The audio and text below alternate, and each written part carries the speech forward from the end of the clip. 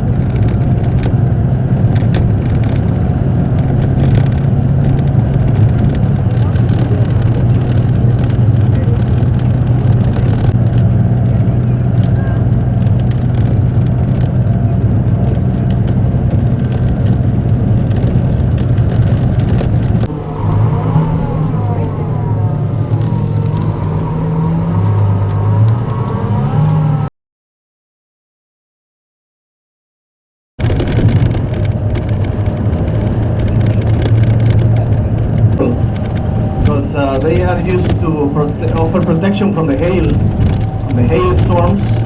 So when the trees has flower or fruits, they deploy all the nets and they cover the whole orchard.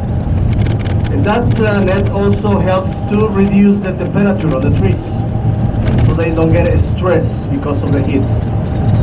And they tell you the Mennonites came to Mexico in 1922. But the Mennonites that came to Mexico, they didn't came from Europe, they came from Canada. Yeah, you know, originally they migrated from Europe, from Ukraine. They migrated in the late 1800s, they migrated to America. Some of them came to the States, some of them to Canada. The reason why they left Ukraine, it was because military conscription, because this is a pacifist group. So when the Tsar of Russia wanted to introduce the conscription, they left. They came to America. So they did very well in Canada. They were doing okay, but then had some trouble after the First World War, because they did not serve in that war, and because they are pacifists, and because they speak German, so they were having some problems with the Canadian government, and that's why some communities decide to find another country to establish. They came to Central America and to Mexico. They explore all these areas, and they decide to buy land in this part of Mexico. Which is, I don't understand why, because there are no rivers on this region. You know, we have subterranean flows of water. But of course, back then in the 1920s, you know, there was not this capacity for irrigation as we have nowadays. Farming and cattle ranching for milk cows. But in the 90s, they started diversifying their activities. They started with some industry, because these people are very good at welding, carpentry, mechanics, very good at that. So they started factories like furnaces factories, trailers factories. There is a plant coming up to the left.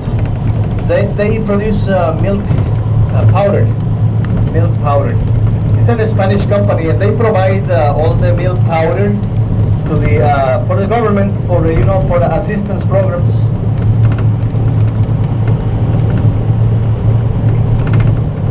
So they buy the milk from these Mennonite farms. Because they have these cows that they have to milk twice a day. Will give you like 20, at least 20 liters a day, 30 liters, 40 liters a day.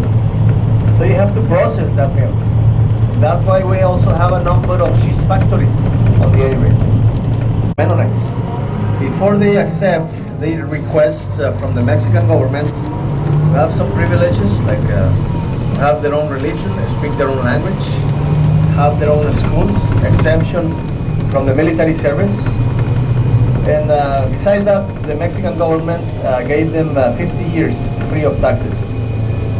Because Mexico was coming out of this revolution, so Mexico was broken. So people like the Mennonites, they were welcome in Mexico, because they were coming here to invest, to start producing. And that's why they got all these benefits from the people. I know young Mennonites back then, they used to go to the city, to the Mexican town, to rent rooms at the hotels. The reason to rent a room at the hotel? Television, yeah, cable television, oh yeah.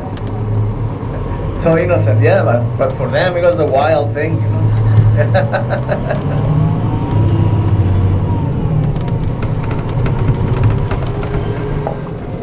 I know a lot of Mennonite families coming to this area for a long time.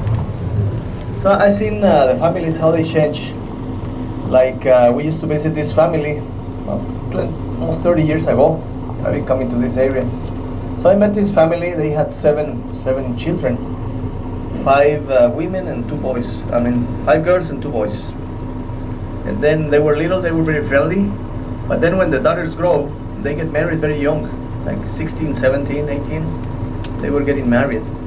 Once they were married, they were not free to talk to us like the way they used to do when they were little.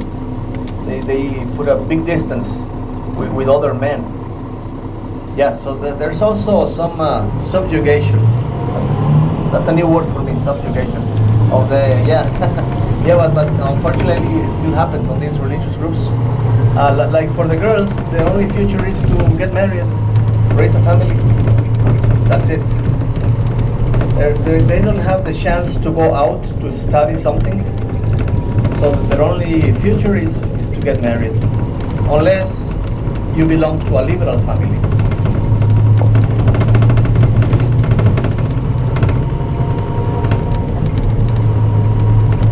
Yeah, I have a friend who she divorced and then she got married to this Mennonite man.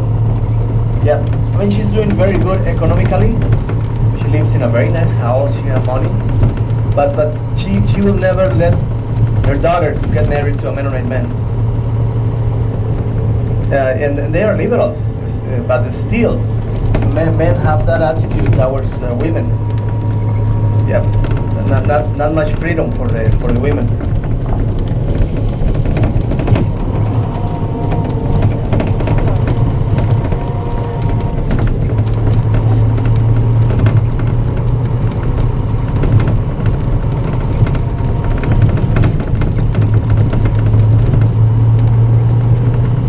Now, being the same group for 500 years, getting married within the same group, now is causing genetic problems.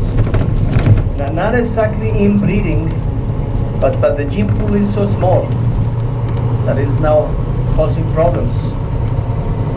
They test the DNA of Mennonites and it's the same than 500 years ago, because they haven't gotten different blood or new fresh blood. They haven't. That's why now they are having trouble, genetical problems, a lot of birth defects, genetical defects. One of them, this is very common, is the lack of the shin. They don't have a shin. Looks like, yeah, like you see pictures of some of the royal families in Europe. You know, they used to get married within the family. So that was a common problem among the royal families. So it happens a lot here also with the Mennonites. The receding chin, I think they call that problem. And also you see little kids using reading glasses since they're very small. Their vision is not very good. And some other problems. So trying to solve this problem, Mennonites from these communities are getting married with Mennonites from other parts of the world. But you know, it's not a good solution because it's basically the same group. Though they live in another country, but it's the same group. That they all look very similar. There is a big colony in Belize and also in Bolivia. Near La Paz, they have a big community.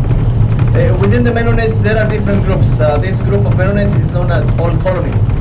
Old Colony Mennonites. Look at all the businesses here. This road goes for 30 miles, full of business like this. It's known as the commercial corridor.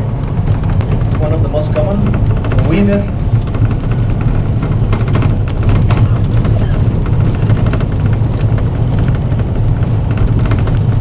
Yeah, but believe it or not, these businesses belong to these people, hardworking people.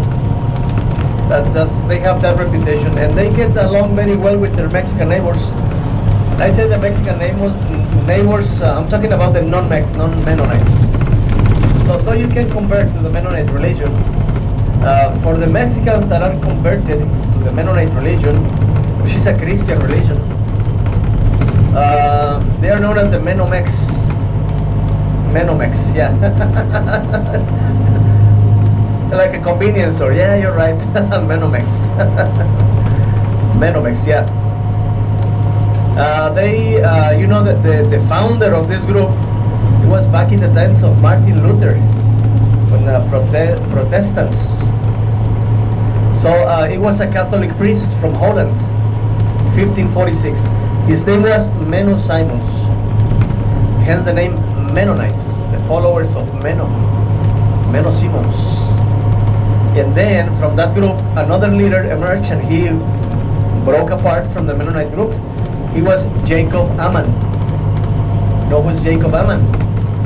Founder of the Amish. They have the same origins. The Amish are more radical. From time to time we see Amish here in the Mennonite communities, and they come to teach English to the Mennonites. For the Mennonites, it's easier to learn English. Most of them are bilingual in English and German, and they speak some Spanish, but it's easier for them to learn English. It's more similar to German. Yep. My favorite house is this one coming up to the left.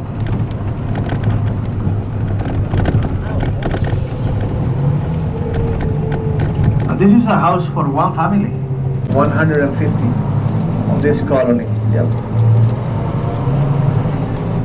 When you see a satellite dish in the house, that's because they are liberals. They have television.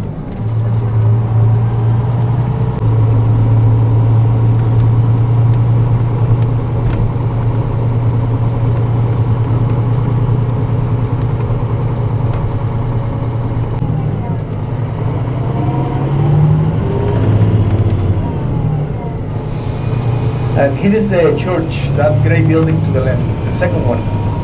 That's the church, and the white building to the left is the school. One classroom for all the kids. All the kids, all the ages, all the grades in one classroom, one teacher.